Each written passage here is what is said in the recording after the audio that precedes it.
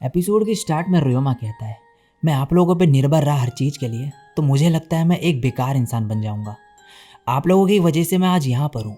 मुझे लगता है कि आप लोगों का ये बिहेवियर मुझे बिगाड़ रहा है, तो अब टाइम आ गया है कि मैं अलग हो जाऊँ आपसे। दूसरी तरफ ह्यूज़ और बाकी सब ये छुप के देख रहे होते हैं। मेड आके कहती है, आखिर तुम लोग ये कर क्या रहे हो? ह्यूज़ कहता है, शांत हो जाओ। अब एलिस कहती है, कहीं तुम हमेशा के लिए तो अलग नहीं होने वाले ना? रियोमा कहता है, नहीं नहीं, ऐसा मत सोचो, मैं आपकी फैमिली से बहुत ज़्यादा प्यार करता हूँ। मैं बस खुद को ट्रेन करना चाहता हूँ और खुद की कैपेबिलिटीज़ पे निर्भर होना चाहता हूँ। एलिस कहती है, ठीक है, फिर तुम्हारा जब भी मन करे तुम आ सकते हो वापस। एलियारिया कहती है, मदर क्या आप इसको रोकोगे नहीं, ऐसी जाने दोगे? एलिस कहती है, तुम भी चले जाओगे जब रॉयल कैपिटल में स्कूल जाओगी। रियोमा को एक चांस चाहिए ग्रो होने का, हालांकि ये बहुत छोटा है इस चीज़ के लिए। रीनहार्ट कहता है, एलिस हमें ये पता था कि ये दिन ज़रूर आएगा एक दिन। रियोमा कहता है, तो आपको पता था? रीनबाग कहता है, हम ये नहीं कहेंगे कि हमें पता था, लेकिन हमें पता था कि एक दिन तुम्हारी ऐसी इच्छा होगी अकेले रहने की। तुम एक टैलेंटेड बच्चे हो। सेबस कहता है, इस सिटी में आते ही तुमने गिल्ड वगैरह में रजिस्टर कर लिया और बड़े ही अच्छे से काम किया, और इसलिए हमने एक्सपेक्ट कर लिया था कि एक दिन तुम इस बारे में ज़रूर बात करोगे। एलियारिया कहती है, सबको पता था सिर्फ मुझे छोड़कर, मैंने कभी सोचा भी नहीं था कि ऐसा कुछ होगा। सेबस कहता है, लेकिन हमने ये एक्सपेक्ट नहीं करा था कि तुम हमें इतनी जल्दी छोड़ दोगे। रीनबाग कहता है कि हम तुम्हें जाने से नहीं रोकेंगे, लेकिन तुम अपना ख्याल रखना। तुम जा सकते हो अब, लेकिन उससे पहले तुम्हें हमारी कुछ शर्तें माननी होगी। पहली, तुम्हें हमें रोज़ाना लेटर दे के अपने बारे में अपडेट्स देनी होगी। रीनहार्ट कहता है, दूसरी, तुम्हें कभी कभार हमसे मिलने आना होगा। और एलिस कहती है, और तीसरी, कभी भी मदद मांगने से पीछे नहीं हटोगे जब भी तुम्हें ज़रूरत होगी किसी चीज़ की। ये सबसे इम्पॉर्टेंट है। रियोमा कहता है, ठीक है, मैं सब याद रखूँगा।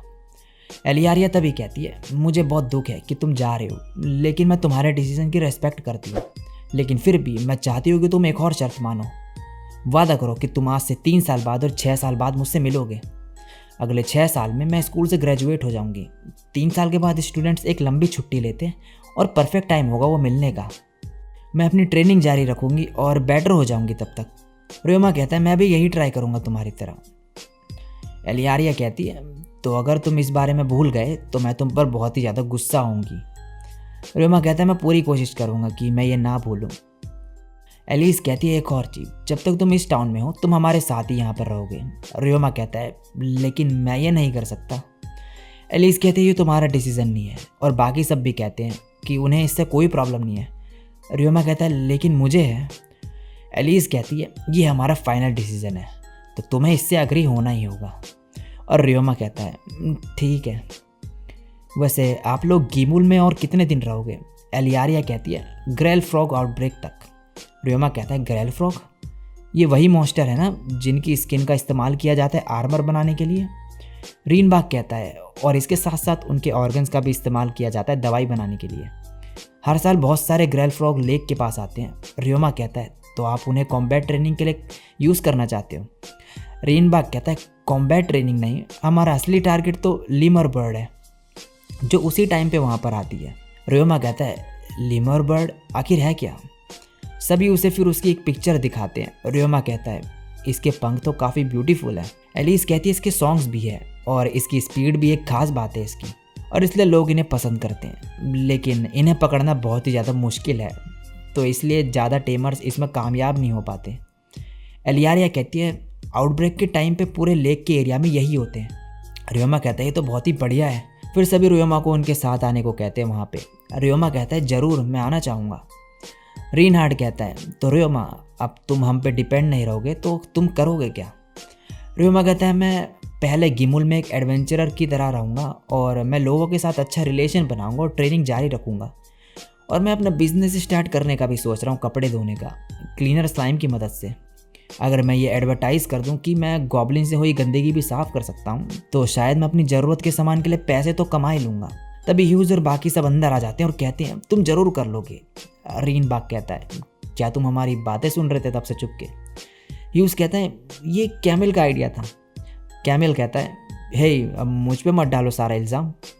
मेड्स कहती है तुम्हारा बिजनेस बहुत ही अच्छा चलेगा, और सेबस भी यही कहता है। रीनबाग कहता है तुम्हें इसके बारे में सर से डिस्कस करना चाहिए, वो शायद कुछ मदद कर पाए तुम्हारी। रीनहार्ट कहता है तो क्या तुम हमारे लिए भी काम कर सकते हो जब तुम अपने गिल्ड और बिजनेस के काम से फ्री हो जाओ? तो एक काम करना कि माइंस को भी चेक करते रहना, जिससे वहाँ पे फिर से मॉन्स्टर ना आ जाए। रियोमा कहता है ठीक है। अब अगले दिन रियोमा सर्च के पास जाता है एलियारे के साथ, और वहाँ पे अपने क्लीनर स्लाइम का यूज़ करके दिखाता है। सर्च काफ़ी ज़्यादा इम्प्रेस्ड हो जाता है उस चीज़ से, और उसे मर्चेंट गिल्ड में रजिस्टर करने को कहता है, और कहता है तुम्हारा ये बिजनेस ज़रूर अच्छा प्रॉफिट कमाएगा, और उसे जल्द से जल्द रजिस्टर करने को कहता है मर्चेंट्स गिल्ड में। और फिर कहता है चलो अभी चलें। और अब ये जा रहे होते हैं रजिस्टर करने, और सर्च कहता है मैं अभी से कह सकता हूँ कि तुम्हारा बिजनेस बहुत ही पैसे कमाएगा, और अगर कुछ मदद चाहिए तो मैं तैयार हूँ करने के लिए। रियोमा कहता है थैंक्स मिस्टर सर्च। अब ये पहुँच जाती हैं मर्चेंट्स गिल्ड में। वहाँ जाकर रियोमा कहता है मैं यहाँ पर रजिस्टर करने आया हूँ। वहाँ बैठी औरत कहती है मैं हूँ ग्लिसेला, इस गिल्ड की मास्टर। तो तुम लॉन्ड्री सर्विस ओपन करना चाहते हो? और फिर उसका क्लीनर स्लाइम देख के हैरान होती है, और कहती है मुझे तो पता ही नहीं था कि ऐसे स्लाइम एग्जिस्ट भी करते हैं, और रियोमा का रजिस्टर करने के लिए मान जाती है। सर्च कहता है कि वो कहाँ पे ये सर्विस खोल सकते हैं। ग्लिसेला उन्हें एक जगह दिखाती है जहाँ पे वो ओपन कर सकते हैं अपना बिजनेस। उस जगह पे ये पहुँच जाते हैं, और वहाँ पे जाके सर्च बताता है कि यहाँ पे एक बार था, होटल था और एक वेयर हाउस, लेकिन यहाँ पे फिर आग लग गई, और तब से ये जगह ऐसी ही है। रियोमा कहता है ये एडवेंचरर्स गिल्ड के पास ही है और इंडस्ट्रियल एरिया के पास भी है, ये जगह मेरे लिए परफेक्ट है। और कहता है कि मिस्टर सर्च इस जगह को मैं खरीद रहा हूँ। सर्च कहता है ठीक है, पेपर वर्क मैं संभाल लूँगा। रियोमा कहता है क्या आप सच में ऐसा करेंगे? सर्च कहता है क्यों नहीं, मैं कमीशन भी तो लूँगा, और मैं तुम्हें अपने कुछ एम्प्लॉयज़ भी दे दूँगा काम स्टार्ट करने के लिए, वो प्रोफेशनल मैनेजर्स हैं, तो तुम मैनेजमेंट ड्यूटी उन पे छोड़ सकते हो। और कहता है तुम्हारी करंट स्टेट पे तुम मैनेजमेंट के लिए सही नहीं रहोगे। रियोमा कहता है क्यों? सर्च कहता है मैं तुम्हारे इमोशन पढ़ सकता हूँ तुम्हारे फेस देख के। रियोमा कहता है क्या सच में? सर्च कहता है तुम्हारी एज को देखते हुए तुम इमोशन अच्छे से छुपाते हो, लेकिन ये चालाक मर्चेंट के सामने काम नहीं करेगा। रियोमा कहता है मैं समझ गया, मैं आपके एम्प्लॉयज़ ले लूँगा। एक और चीज़, मैं आपसे सप्लाइज़ खरीदना चाहता हूँ। और अब इसके बाद रियोमा अपने स्लाइम से उस घर का कूड़ा कबाड़ा साफ़ करवाता है, और कहता है मेरी शॉप पे 2 मंजिल होगी, एक बेसमेंट के साथ, और एम्प्लॉयज़ के रहने के लिए भी एक जगह बनाऊंगा मैं। और अब रियोमा अपने स्लाइम्स और अपने मैजिक की मदद से सब काम करना शुरू करता है। और नेक्स्ट सीन में गिल्ड के लोग भी रियोमा की हेल्प कर रहे होते हैं। रियोमा कहता है थैंक्स गाइज। ह्यूज कहता है अब ये मत बोलने लगना कि मैं इन पे निर्भर हो रहा हूँ, फ्रेंड्स मदद करने के लिए ही होते हैं। कैमिल कहता है हाँ ऐसा मत सोचना, हम फ्रेंड्स हैं, हम बस मदद करना चाहते हैं। अब ये सभी बिल्डिंग पेंट कर रहे होते हैं, और रियोमा को रैंक ई में प्रमोट कर दिया गया होता है उस मॉन्स्टर मिशन के बाद। सभी कहते हैं कि तुम्हारा बिजनेस बहुत ही अच्छा होगा, और वेलेना कहती है तुम्हारे पास ऑलरेडी 7 कस्टमर्स भी हैं यहाँ पे। जेफ कहता है हमने सुना कि तुम ये सब इसलिए कर रहे हो जिससे खुद को सपोर्ट कर पाओ, बहुत ही अच्छी बात है ये। मिजेलिया कहती है तुम बिल्कुल पागल हो, अगर कोई मेरे को ऐसे रखता तो मेरे तो मज़े ही आ जाते। आशा की कहता है कि मुझे तुम्हारे सोचने का तरीका पसंद आया। और फिर सीलिया कहती है गाइस बिल्डिंग अपने आप पेंट नहीं होने वाली, तो बातें कम करो और काम ज़्यादा। अब ह्यूज रियोमा से बोलता है बैम्बू फॉरेस्ट लॉन्ड्री सर्विस, इसका क्या मतलब हुआ? रियोमा कहता है मेरा लास्ट नेम है टाकाबयाशी, ये नाम मैंने इसी के ऊपर रखा है। जिस टाउन में मैं बड़ा हुआ वहाँ पे टाके का मतलब है बैम्बू, और बयाशी का मतलब फॉरेस्ट। ह्यूज कहता है ओह अच्छा, पता नहीं इसका क्या मतलब है, लेकिन नाम अच्छा है। एलियारिया कहती है आसपास का एरिया डल सा लग रहा है, हमें फ्लावर्स लगाने चाहिए यहाँ पे। रियोमा कहता है बहुत ही अच्छा आइडिया है, और अब ये सब फ्लावर्स लगाने लगते हैं। एलियारिया कहती है तुम बिल्कुल भी नहीं थके इतना काम करके। रियोमा कहता है ये तो कुछ भी नहीं, जहाँ पे मैं पहले काम किया करता था उसके मुकाबले तो ये बिल्कुल भी काम नहीं है, लेकिन जब काम करने के बाद मुझे क्लाइंट से कॉम्प्लीमेंट मिलते थे तो वो बहुत ही खुशी का पल होता था। एलियारिया कहते तो तुम किस तरीके का काम किया करते थे? रियोमा फिर मन में कहता है मैं इसे नहीं बता सकता कि मैं सिस्टम इंजीनियर या प्रोग्रामर था। और फिर कहता है बहुत से काम, जैसे चीज़ें इधर उधर ले जाना और डॉल्स बनाना। एलियारिया कहते हैं तुम डॉल्स बनाते थे? रियोमा कहते हैं हाँ, और मैं तुम्हारे लिए भी एक बना सकता हूँ। एलियारिया कहती है मुझे बहुत खुशी होगी अगर तुम्हारे पास टाइम हो बनाने का। रियोमा मन में कहता है, जिन पे मैंने काम किया वो तो लड़कों के लिए थे, लड़कियों के लिए नहीं। और फिर कहता है, ज़्यादा उम्मीद मत रखना डॉल के लिए।